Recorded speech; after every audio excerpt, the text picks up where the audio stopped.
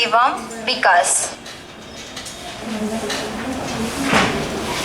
है ना। कॉस्मोलॉजी पे हम लोगों ने आपका पढ़ लिया था आपके आकाशगंगा के बारे में, है ना, कि आकाशगंगा क्या होते हैं। ऐसे कौन है जो क्लास में आज नए है? कोई है क्या? कोई नहीं है ना नए? चलो, क्योंकि फिर पीछे जाके समझाना पड़ेगा कि क्या है क्या नहीं है, क्या पढ़ रहे हैं हम लोग। कॉस्मोलॉजी पढ़ रहे हैं, ये सबको पता है ना। और कॉस्मोलॉजी में ब्रह्मांड विज्ञान में खगोल विज्ञान भी जिसे कहते हैं, उसमें से हम लोग आपके तारों का जन्म एवं विकास आज हम लोग पढ़ेंगे।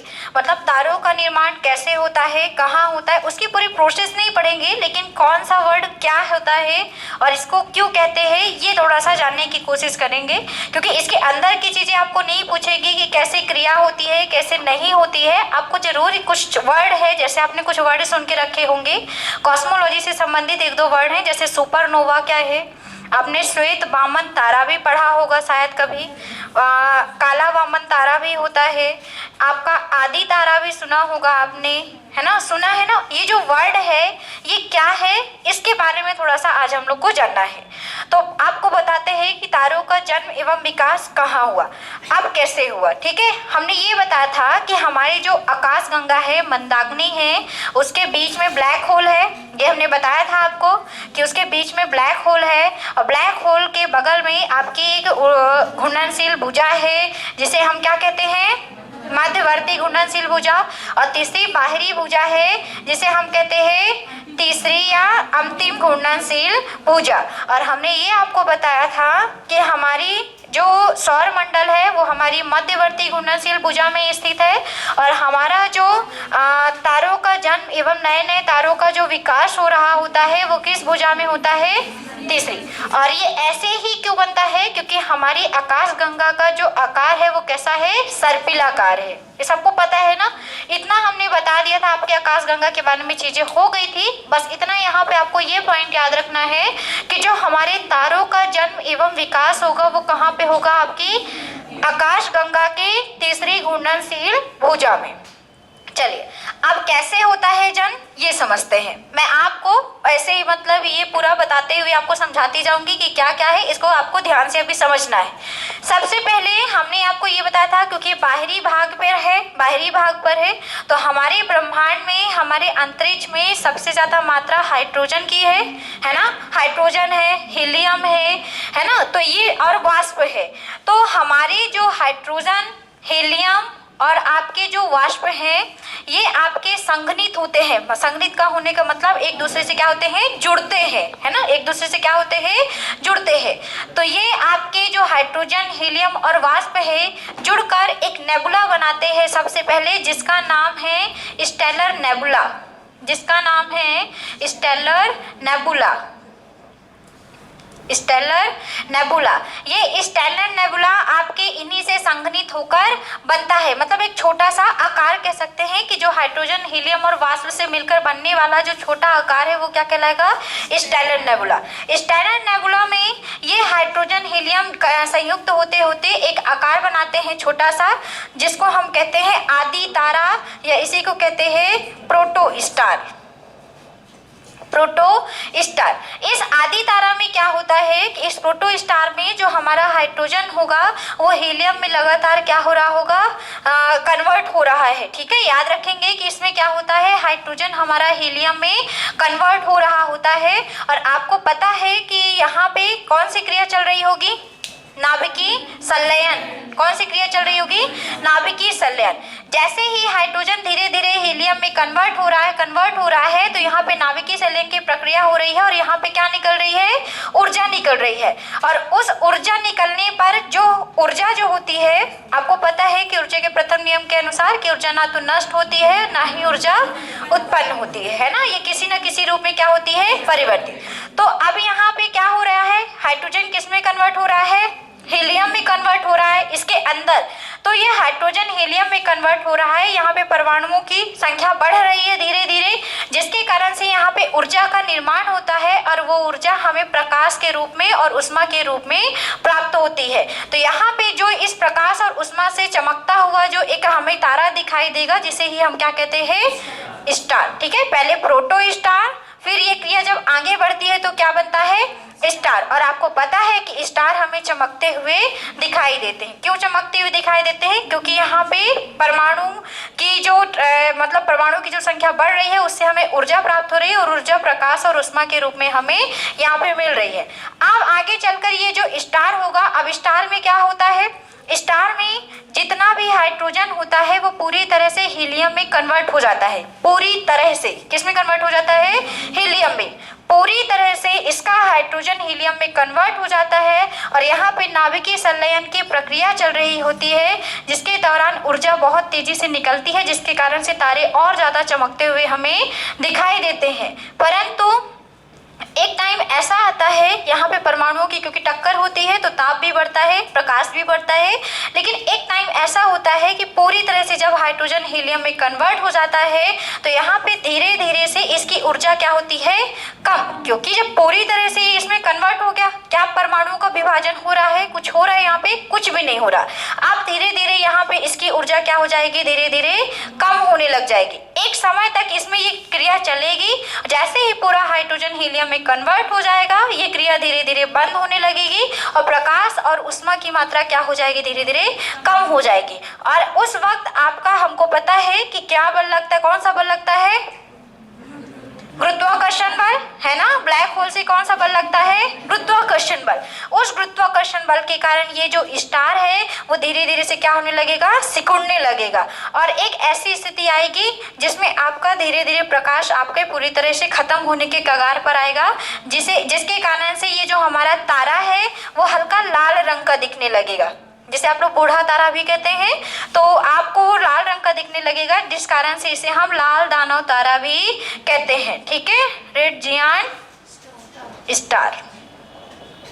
लाल दानव तारा लाल रंग का क्यों दिखता है, क्योंकि यहाँ पे जो नाभिकीय संलयन की क्रिया होती है वो बंद हो जाती है, जिससे प्रकाश और ऊष्मा मिलना बंद हो जाता है और धीरे धीरे इसकी ऊष्मा कम होती है। गुरुत्वाकर्षण बल के कारण ये सिकुड़ने लगता है, छोटा होने लगता है और इसमें ये रेड रंग का दिखता है, इस कारण से इसे हम लाल दानव तारा कहते हैं।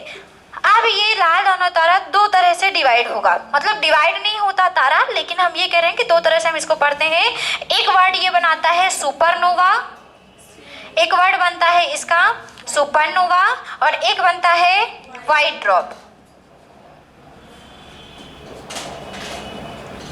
ठीक है, व्हाइट ड्रॉप को हम श्वेत वामन कहते हैं, श्वेत वामन तारा आप लोगों ने सुना होगा, और सुपरनोवा को सुपरनोवा ही कहते हैं। अब समझिएगा कि ये क्या है। हमारा जो लाल दानव तारा है इसकी एक स्थिति ऐसी आएगी कि अगर इस लाल दानव तारे का जो द्रव्यमान होगा, समझिएगा यहाँ पे लाल दानव तारे का जो द्रव्यमान होगा यदि 1.44 गुना से अधिक हो जाए, कितने से, 1.44 गुना से अधिक हो जाए, किसके, सूर्य के, है ना। सूर्य के द्रव्यमान का अगर ये 1.44 गुना से अधिक हो जाता है इसका द्रव्यमान, तो उसे हम क्या कह देते हैं, सुपरनोवा। पेपर में आता है कि बताइए सुपरनोवा क्या है, तो याद रखेंगे सूर्य के द्रव्यमान का जब 1.44 गुना अगर हमारा लाल दानव तारा हो गया है तो उसे हम क्या नाम दे देते हैं, सुपरनोवा। लेकिन अगर रेड जियांट जो स्टार है, लाल दानव तारा है, इसका द्रव्यमान इससे क्या होगा, कम है, इससे क्या होगा, कम होगा, तो उसे हम क्या कह देंगे, श्वेत वामन तारा। आ गया समझ में। फिर से समझिएगा, मैं ऊपर जा रही हूँ, फिर इसके मतलब कि यहाँ से फिर से आ रहे हैं, फिर यहाँ पे एक और वर्ड मिलेगा जो आपको समझाते हैं। स्टेलर नेबुला कैसे बना, सबसे पहले तारों के विकास में हमारे, क्योंकि ब्रह्मांड में हाइड्रोजन, हीलियम और वाष्प है, इनके संघनन से हमारा एक नेबुला बनता है जिसका नाम है स्टेलर नेबुला। ये हमारा धीरे धीरे संग्रहित होने पर एक छोटा स्टार बनता है जिसे हम कहते हैं आदि तारा। यहाँ पे हाइड्रोजन हीलियम में कन्वर्ट होने लगते हैं और हाइड्रोजन हीलियम में जब धीरे धीरे कन्वर्ट होते हैं तो स्टार बनता है और स्टार में ये जो चमक आती है इसमें नाभिकीय संलयन की प्रक्रिया के कारण होती है। और जब इस स्टार में क्या हो रहा होगा, हाइड्रोजन पूरी तरह से हीलियम में धीरे धीरे क्या होने लगेगा, कन्वर्ट होने लगेगा। और इसकी जो क्षमता होगी धीरे धीरे, इसकी जो प्रकाश की क्षमता होगी धीरे धीरे कम हो जाएगी और गुरुत्वाकर्षण का बल का मान क्या हो जाएगा, बढ़ता जाएगा, जिसके कारण से ये सिकुड़ेगा और सिकुड़ने के कारण ये लाल रंग का दिखता है प्रकाश कम होने के कारण, जिसे हम लाल दानव तारा कहते हैं। अगर इस लाल दानव तारे में क्या होता है कि हाइड्रोजन पूरी तरह से हीलियम में कन्वर्ट हो चुका होता है, इसका पूरी तरह से प्रकाश नष्ट होने लगता है। अगर इस लाल दानव तारे का द्रव्यमान का मान सूर्य के द्रव्यमान के 1.44 गुना से अधिक होता है तो उसे हम सुपरनोवा कह देते हैं, और अगर 1.4 गुना से क्या होगा, कम होगा, तो उसे हम क्या कहते हैं, श्वेत वामन तारा। इतना क्लियर हो गया सबको? ठीक है।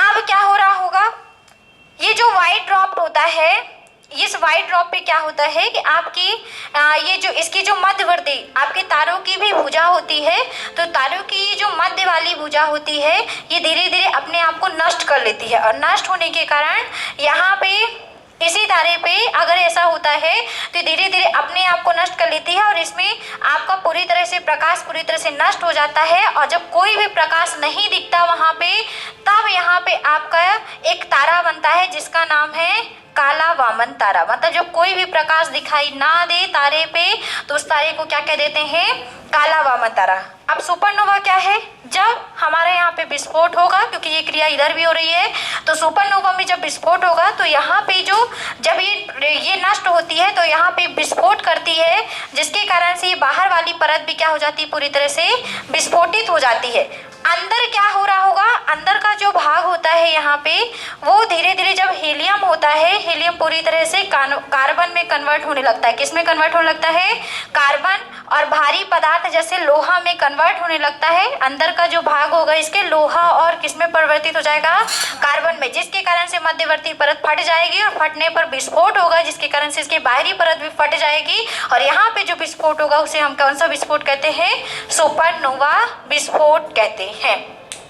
आया समझ में? कुछ आया ना? चलो थोड़ा सा पहले इतना लिखो, फिर यहाँ पे दोबारा समझाएंगे। चलो लिखिए, ये तो बनाया था ना सबने, चलो लिखिए डाल के पहले ऐसे लिखिए, कुछ डालना नहीं है। लिखिए, किसी तारे का जीवन आकाश गंगा की तीसरी भुजा में लिखना स्टार्ट कीजिए। किसी तारे का जीवन आकाश गंगा की तीसरी भुजा में, आकाश गंगा की तीसरी भुजा में हाइड्रोजन व हीलियम, आकाश गंगा की तीसरी भुजा में हाइड्रोजन व हीलियम के बादलों, हाइड्रोजन व हीलियम के बादलों के संघनन से होता है, हाइड्रोजन व हीलियम के बादलों के संघनन से होता है, के संघनन से होता है। इस स्थिति को स्टेलर नेबुला कहते हैं। इस स्थिति को स्टेलर नेबुला कहते हैं।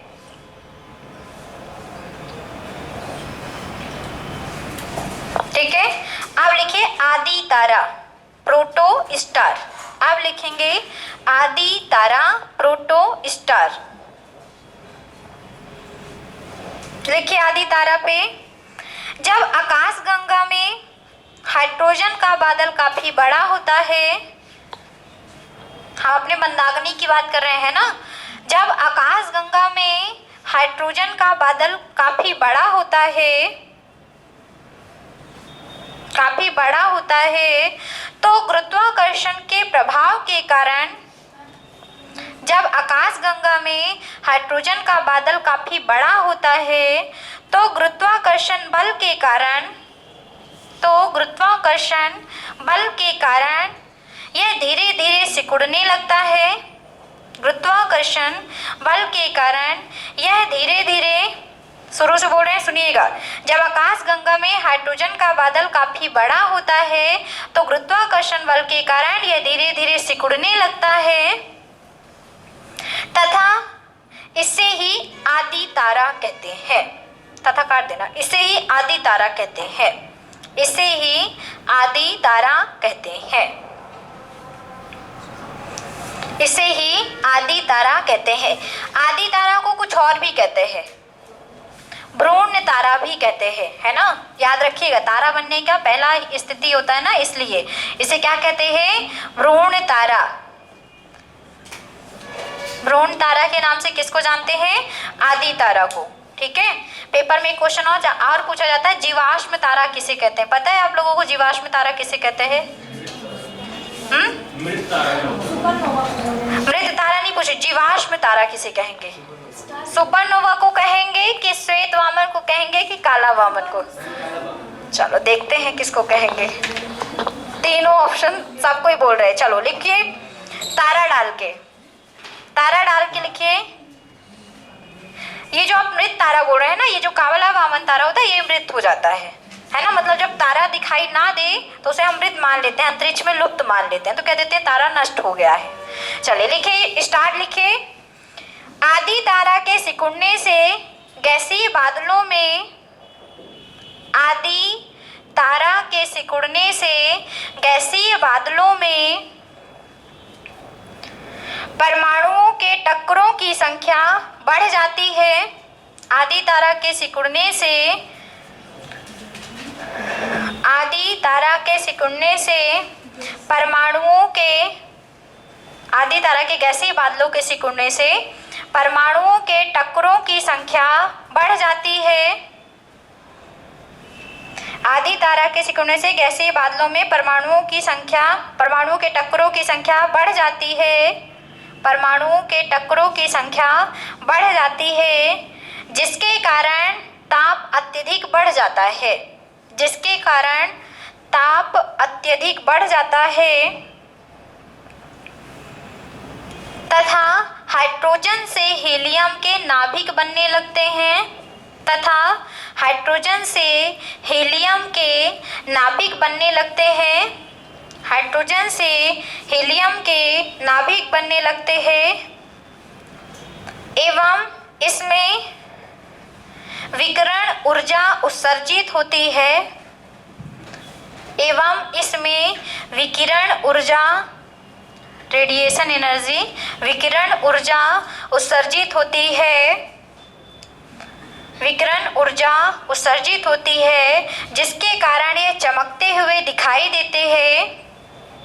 विकिरण ऊर्जा उत्सर्जित होती है, जिसके कारण यह चमकते हुए दिखाई देते हैं।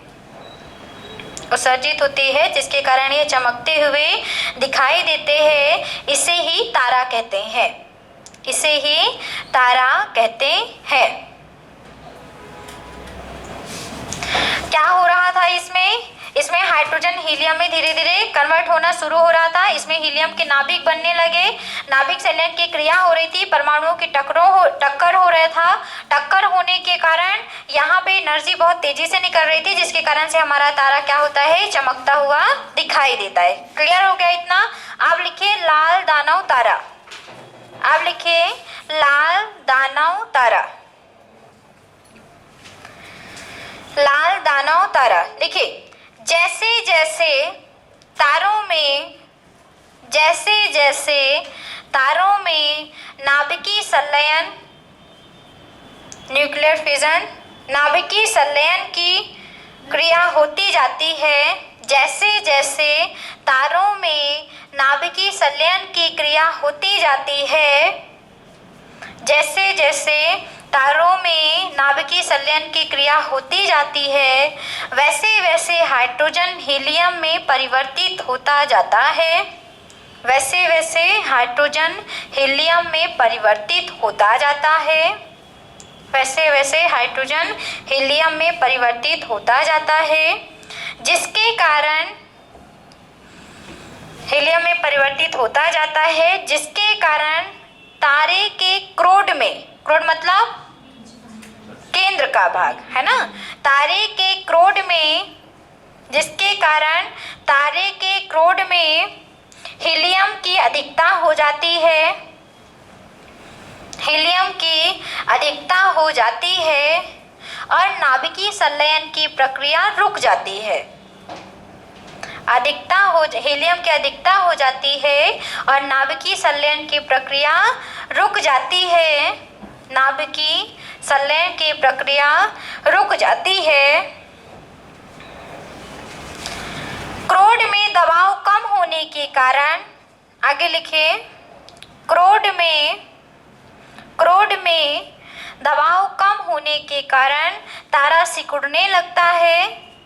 क्रोड में दबाव कम होने के कारण तारा सिकुड़ने लगता है, तारा सिकुड़ने लगता है और धीरे धीरे ठंडा होकर लाल दिखाई देने लगता है। तारा सिकुड़ने लगता है और धीरे धीरे ठंडा होकर लाल दिखाई देने लगता है, धीरे धीरे ठंडा होकर लाल दिखाई देने लगता है। इस तारे को ही लाल दानव तारा कहते हैं। इस तारे को ही लाल दानव तारा कहते हैं। ठीक है, तो आ गया समझ में। जब हाइड्रोजन यहाँ पे हीलियम पे बहुत तेजी से कन्वर्ट हो रहा है, एक टाइम ऐसा आता है स्टार में कि हीलियम पूरी तरह से बहुत अधिक हो जाता है उसके नाभिक में, तब हमारी नाभिकीय संलयन की जो प्रक्रिया होगी वो क्या होती है, रुक जाती है। अब इस वक्त जब नाभिकीय संलयन की प्रक्रिया रुक गई तो एनर्जी मिलना क्या हो गया, बंद हो गया। तो वो धीरे धीरे क्या होने लगेगा, तापमान उसका कम होने लगेगा, मतलब वो ठंडा होने लगेगा और दबाव भी कम हो गया, इसलिए वो सिकुड़ने लगा गुरुत्वाकर्षण बल के कारण। अब जब ये आपका प्रकाश कम हो गया तो ठंडा होने के कारण ये लाल रंग का दिखाई देने लगा, और जब लाल रंग का दिखने लगता है तो उसे हम क्या नाम दे देते हैं, लाल दानव तारा। क्लियर है इतना सबको? चले अब लिखे श्वेत वामन तारा। श्वेत वामन तारा, श्वेत वामन तारा लिखिए। यदि लाल दानव तारे का द्रव्यमान, ये बहुत इंपॉर्टेंट लाइन है यहाँ पे, यदि लाल दानव तारे का द्रव्यमान, लाल दानव तारे का द्रव्यमान सूर्य के द्रव्यमान से कम, लाल दानव तारे का द्रव्यमान सूर्य के द्रव्यमान से कम तथा, इतना लिख लिया, सूर्य के द्रव्यमान से कम तथा सूर्य के द्रव्यमान का 144 गुना तक होने, सॉरी 1.44, सूर्य के द्रव्यमान का 1.44 गुना तक, सूर्य के द्रव्यमान का 1.44 गुना तक होने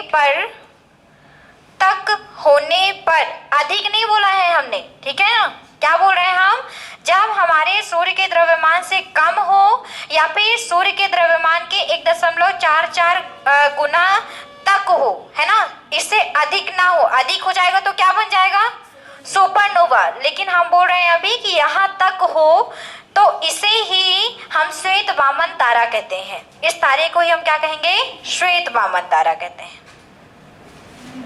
नहीं लिख पाए, देखो हम बोल रहे हैं फिर से, यदि लाल दानव तारे का द्रव्यमान सूर्य के द्रव्यमान से कम तथा सूर्य के द्रव्यमान के 1.44 गुना तक हो, तो उस तारे को हम क्या कहते हैं, श्वेत वामन तारा कहते हैं। ये पॉइंट आपको याद रखना है अपने माइंड पे। चलिए अगला लिखिए, काला वामन तारा।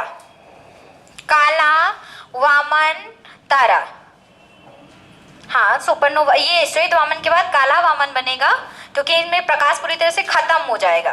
चलिए लिखिए इस पे, श्वेत वामन तारा, सॉरी काला वामन तारा, श्वेत की जगह काला लिखिए। काला वामन तारा जीवाश्म तारा होता है, काला वामन तारा जीवाश्म तारा होता है।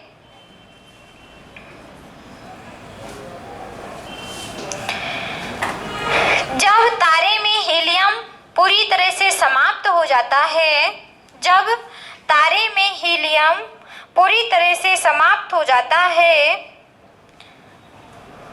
जब तारे में हीलियम पूरी तरह से समाप्त हो जाता है तो प्रकाश और ऊष्मा का उत्सर्जन नहीं होता है, और प्रकाश तथा ऊष्मा का उत्सर्जन नहीं होता है, हीलियम समाप्त हो जाता है, तब ऊर्जा एवं एवं प्रकाश का उत्सर्जन नहीं होता है, ऊष्मा या प्रकाश का उत्सर्जन नहीं होता है, जिसके कारण तारा ठंडा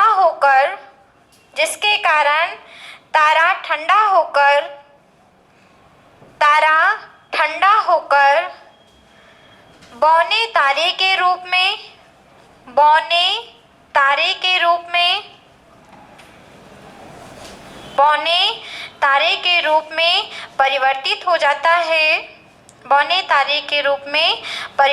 हो जाता है और अंतरिक्ष में लुप्त हो जाता है।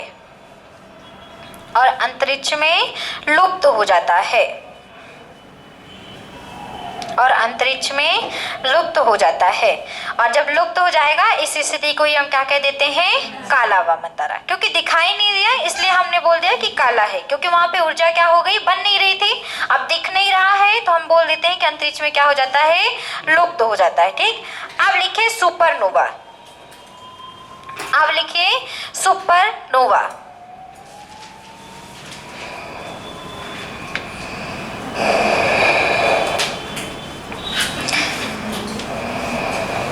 चलो एक बार इसको फिर से समझा देते हैं। ठीक है, सुपरनोवा पे हमने ये बताया था कि यहाँ पे जब हमारे लाल दानव तारे का द्रव्यमान सूर्य के द्रव्यमान का कितना गुना, 1.44 गुने से क्या हो जाए, अधिक हो जाए, तो उसको हम सुपरनोवा कह देते हैं। सुपरनोवा में होता क्या है, सुपरनोवा अभी हमें पता था कि तारा सिकुड़ रहा था, तारा सिकुड़ने लगा था ना लाल दानव तारा में, क्योंकि ठंडा हो रहा था, तो तारा धीरे धीरे सिकुड़ रहा था क्योंकि इस पे गुरुत्वाकर्षण बल का मान बहुत अधिक लग रहा था। हमने ये बताया था कि ये बीच में ब्लैक होल है। अब ये ब्लैक होल का निर्माण जो होता है ना, मैं आपको बता दूं, ब्लैक होल का निर्माण तारों से ही होता है, ये भी याद रखिएगा। ठीक है ना, ब्लैक होल का निर्माण किससे होता है, तारों से ही होता है। जितने भी ब्लैक होल बनेंगे सब तारों से, क्योंकि धीरे धीरे जब ये सिकुड़ेगा तो ये किधर साइड आएगा, छोटा होते हुए अंदर की ओर आएगा, मतलब इधर की ओर आएगा। सब कुछ ग्रह वगैरह भी इसी के अंदर जाएंगे, ये नष्ट होने का एक कगार आता है। तो जैसे ये छोटा होता जाता है, अपने आप को छोटा करता जाता है तारा, तो फिर एक टाइम ऐसा आता है कि इसके जो बीच वाला भाग होता है, तारों का जो बीच वाला भाग होता है, पूरी तरह से ये हमारा कार्बन और लोहे में कन्वर्ट हो जाता है। बीच वाला भाग किस में कन्वर्ट हो जाएगा, जैसे लोहे का गोला देखा है कभी, सेम हमारे ये जो तारे का बीच वाला भाग होगा वो क्या हो जाएगा, आपका पूरी तरह से सिकुड़कर लोहे और कार्बन के रूप में परिवर्तित हो जाता है, जिसके कारण से इसकी लगी हुई जो दूसरी परत होती है ये क्या हो जाती है, नष्ट हो जाती है। और नष्ट होने पर यहाँ पे जो एनर्जी निकलती है, जिसके कारण से तीसरी ऊर्जा भी, तीसरी वाली परत भी क्या होती है, नष्ट होती है, और यहाँ पे एक विस्फोट होता है जिसे हम क्या कहते हैं, सुपरनोवा, जिसके कारण से अंदर का भी विस्फोट हो जाता है। और जो भी अंदर का विस्फोट होगा तो यहाँ पे क्या बन जाता है, ब्लैक होल बन जाता है। क्लियर हो गया, हमारा एक ब्लैक होल है जिसके हम इर्द गिर्द हैं, लेकिन ये जो नए नए तारे अपने आप को संग्रहित करते हैं वो भी नए नए ब्लैक होल का क्या करते हैं, तभी तो नई नई आकाशगंगा बनती है। हजारों अरबों आकाशगंगा क्यों है हमारे पृथ्वी, हमारे ब्रह्मांड में, क्योंकि हमारे जितने भी तारे हैं वो लाखों अरबों की संख्या पे है, और इनका वो जो जीवन चक्र है वो जीवन चक्र चलता रहता है, जिसके कारण से जब ये नष्ट होंगे सुपरनोवा के रूप में, तब हमारे वहीं पे उस स्थिति में ब्लैक होल का निर्माण हो जाएगा। और आपको पता है कि ब्लैक होल का काम क्या है, ब्लैक होल सभी चीजों को वहां पे, क्योंकि गुरुत्वाकर्षण बल का मान ज्यादा हो जाता है, तो जिसके कारण से दूसरी चीजों को भी क्या करने लगते हैं, आकर्षित। फिर वही यहाँ पे भी नई नई आकाशगंगाओं का क्या हो जाएगा, निर्माण हो जाएगा। नई आकाशगंगा का निर्माण कैसे होगा, हमारे आपके ब्लैक होल से। और ब्लैक होल का निर्माण किससे हो रहा है, तारों से, है ना, सुपरनोवा या तारों से। चलिए लिखिए, क्या हो गया, क्यों चली जाएंगी ब्लैक होल में, हम उसके इर्द गिर्द इतना पास में थोड़ी ना होते हैं। एक एरिया होता है, जब फिजिक्स पढ़ाएंगे ना तब बताएंगे कि किस एरिया में रखा जाता है, किस एरिया। कभी कभी तो ऐसा भी तो बोल सकते हैं ना कि जो सैटेलाइट है वो नीचे क्यों नहीं आ जाती, पृथ्वी में ही आ जाए। क्या रहते हैं, उड़ती रहती इसलिए नहीं है, ऐसा नहीं होता। सबका एक आपने पलायन वेग सुना है, आपने कक्षीय वेग सुना है ना, वो जब फिजिक्स में पढ़ेंगे तब बताएंगे कि ऐसा क्यों नहीं होता है। ठीक है, अब देखो ब्रह्मांड पर तो लग भी रहा होगा कि ऐसा हो रहा है, तो ऐसा क्यों नहीं, अब आदमी ही तो उड़ता रहता है, तो ऐसा क्यों नहीं होता कि आदमी उड़ के नीचे आ जाए, ऐसा नहीं होता। लेकिन कुछ चीजें होती हैं जो ऐसा नहीं कर सकते। चलिए लिखिए, सुपरनोवा, यदि लाल दानव तारे का द्रव्यमान हाँ सुपरनोवा लिखवा रहे हैं। लिखिए, यदि लाल दानव तारे का द्रव्यमान सूर्य के द्रव्यमान के यदि लाल दानव तारे का द्रव्यमान सूर्य के द्रव्यमान के 1.44 गुना से अधिक है, सूर्य के द्रव्यमान के यदि लाल दानव तारे का द्रव्यमान सूर्य के द्रव्यमान के 1.44 गुना से अधिक है, तो उसका क्रोड अत्यधिक गुरुत्वाकर्षण के कारण केंद्र अत्यधिक गुरुत्वाकर्षण के कारण सिकुड़ता चला जाता है।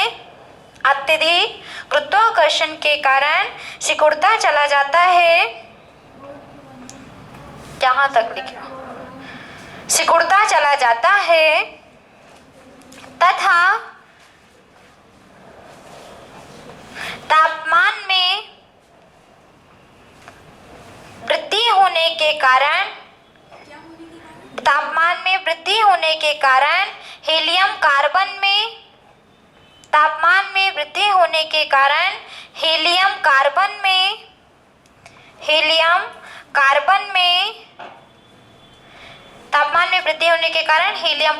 में तथा लोहे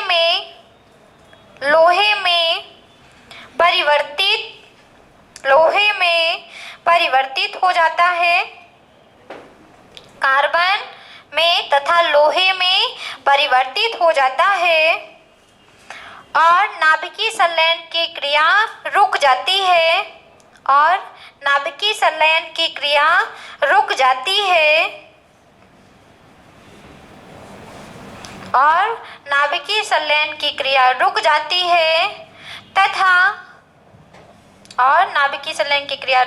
है तथा तारे की मध्यवर्ती परत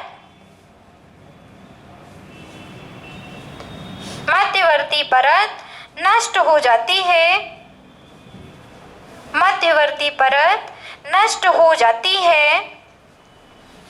इससे निकली ऊर्जा विस्फोट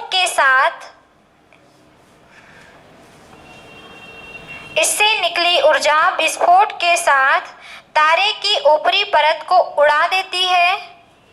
इससे निकली ऊर्जा विस्फोट के साथ तारे की तीसरी परत को उड़ा देती है। ऊपरी परत या तीसरी परत, लास्ट परत भी बोल सकते हैं, ऊपरी परत को उड़ा देती है। लिख लिया? तीसरी या फिर अंतिम परत या ऊपरी परत को उड़ा देती है। इस विस्फोट को ही सुपरनोवा विस्फोट कहते हैं। इस विस्फोट को ही सुपरनोवा विस्फोट कहते हैं।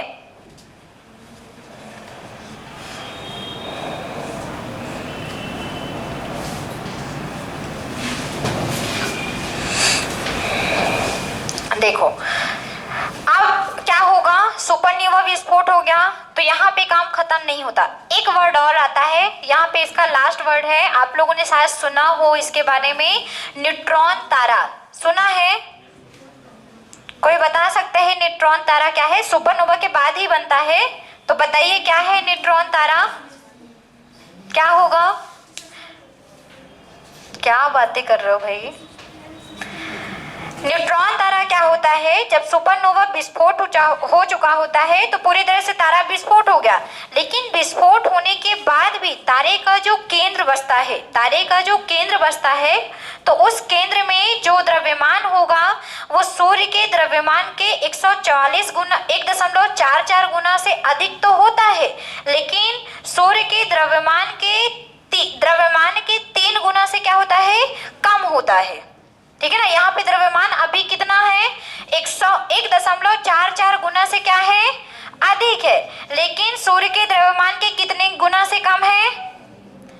द्रव्यमान के 3 गुना से कम है। इस प्रकार के जो हमारा सुपरनोवा का जो केंद्र बनेगा वो उसको हम क्या नाम देंगे? न्यूट्रॉन तारा। ये चमकता हुआ नहीं रहेगा, तारा जरूर कह रहे हैं लेकिन चमकेगा नहीं, क्योंकि यहाँ पे कुछ भी प्रकाश का स्रोत नहीं है, यहाँ पे नाभिकीय संलयन की क्रिया नहीं होती। बस एक नाम दिया गया है कि न्यूट्रॉन तारा क्यों कहते हैं, इसलिए इसका एक नाम दिया, वैज्ञानिकों ने अपने से नाम दिया है। बस इतना याद रखेंगे कि सुपरनोवा के विस्फोट के बाद जो केंद्र बसता है तारे का, उस केंद्र का जो द्रव्यमान होता है सूर्य के द्रव्यमान के 1.44 गुना से अधिक तो होता है, परंतु 3 गुना से क्या होता है? कम होता है। इस स्थिति में उस केंद्र को क्या नाम देते हैं? न्यूट्रॉन तारा। पेपर में क्वेश्चन ये पूछता है कि न्यूट्रॉन तारे की खोज किसने की, तो बताइए किसने की? न्यूट्रॉन ने की, इसलिए न्यूट्रॉन तारा है। अरे ये क्या बात हुई भाई, बताइए किसने की थी? बताओ भाई। पल्लवी, बहन पल्लवी, भाई पल्लवी नहीं, हाँ बताओ किसने की? अच्छा, न्यूट्रॉन तारा है तो सबके मन में ये चल रहा होगा कि न्यूट्रॉन ने ही की होगी। न्यूट्रॉन, कोई न्यूट्रॉन नाम है ही नहीं, चैडविक है न्यूट्रॉन की। लेकिन हम तारे की बात कर रहे हैं, हम न्यूट्रॉन की बात नहीं कर रहे हैं, हम परमाणविक बातें नहीं कर रहे हैं, हम यहाँ पे तारे की बातें कर रहे हैं। तो याद रखेंगे कि इसकी खोज की थी जोक्लिन बेलने ने। चलो लिखो, न्यूट्रॉन तारा डालिए और लिखिए।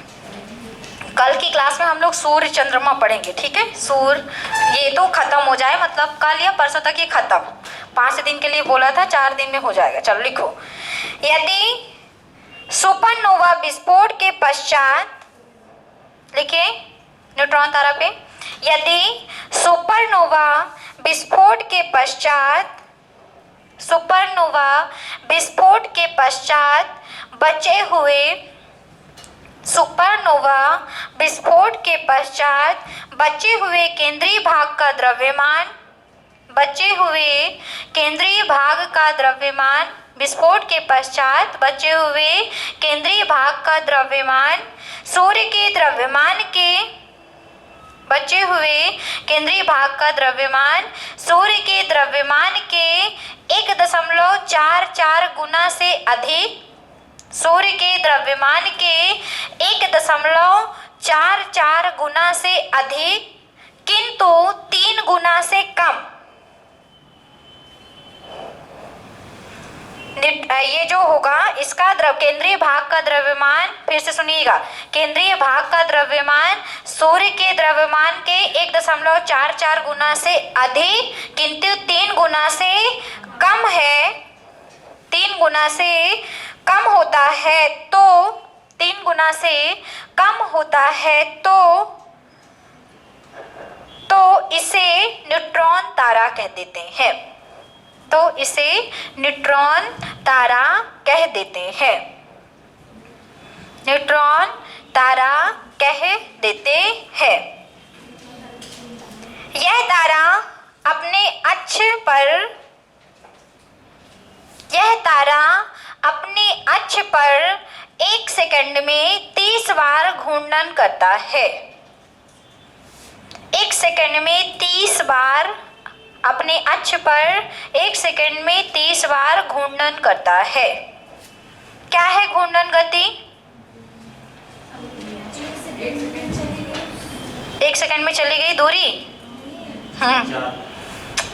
अरे यहाँ पे चाल दूरी कुछ भी नहीं है। घूर्णन सुना है आप लोगों ने? परिक्रमण और घूर्णन सुना है? तो बताओ परिक्रमण क्या है, घूर्णन क्या है? परिक्रमण का मतलब कोई एक बिंदु हो और उसकी ओर चारों ओर क्या करे? परिक्रमा करे। घूर्णन का मतलब अपने अक्ष पे ही, ऐसे जैसे पृथ्वी भी घूर्णन गति करती है, परिक्रमण गति। परिक्रमण किसकी ओर करती है? सूर्य, सूर्य की करती है। किस कक्षा में करती है? बताओ भाई, किस कक्षा में करती है? किसी भी कक्षा में, ऐसे थोड़ी। अरे तुम पूजा बता रहे हैं आप लोग, हम पूछ रहे हैं किस कक्षा में करती है। समझ रहे हो हमारा क्वेश्चन? पेपर में मान लो ये क्वेश्चन आ गया, आ ही जाए, मैं तो चाहती हूँ। सुनो, तो ये आ जाएगा, रुक जो हम दे रहे हैं ना ऑप्शन, ये आ जाए कि आपकी जो पृथ्वी है सूर्य के चारों ओर किस कक्षा में चक्कर लगाती है, परिक्रमा करती है। ऑप्शन है वृत्तीय कक्षा में, ऑप्शन है दीर्घवृत्तीय कक्षा में। तो वही तो हम पूछ रहे थे, क्यों नहीं बता रहे थे? यही तो हम पूछ रहे थे ना कि किस कक्षा में। क्या सीता कुछ इधर का नहीं जाता है क्या? थोड़ा सा ध्यान से समझो, ये बहुत इंटरेस्टिंग है। अभी आप लोग पढ़ रहे हो ना, अभी इंटरेस्ट लगेगा, क्योंकि अब क्लासेस लास्ट क्लास है ना, कल परसों तक में खत्म हो जाएगा, क्योंकि ब्रह्मांड बस पढ़ाना है, ज्योग्राफी थोड़ी ना पढ़ानी आपको, इसलिए है ना। और इसमें हम लोग बहुत गहराई नहीं, हम लोग जब ग्रह पढ़ेंगे इसमें, तो जो फैक्ट आते हैं पेपर में कि छोटा कौन है, द्रव्यमान किसका ज्यादा है सबसे, कौन चमकता हुआ है, कौन सा लेटा हुआ ग्रह है, कौन सा तैरता हुआ ग्रह है, किसमें वलय है, ये सब कुछ हम लोग पढ़ेंगे, फैक्ट वाइज पढ़ेंगे, डिटेलिंग नहीं, है ना। जिसे जो पेपर में आए केवल वही पढ़ें। क्या मतलब है फिर ज्यादा पढ़ने से जब आएगा ही नहीं। चलो एक और स्टार पॉइंट बना के लिख लीजिए, इस पे जल्दी से लिखिए। न्यूट्रॉन तारों की खोज, न्यूट्रॉन तारे की खोज, न्यूट्रॉन तारे की खोज जोक्लिन बेलनी ने की थी। बेलनी पढ़ेंगे ना, क्या पढ़ेंगे? बेलनी, चलो जोक्लिन बेलने ने की थी। मेरे से नहीं आएगा, हम लोग बोलो, है ना। जोक्लिन बेलने ने की थी। हो गया सबका? ये यहाँ पे होता है तारे का विकास और जन्म पूरा खत्म।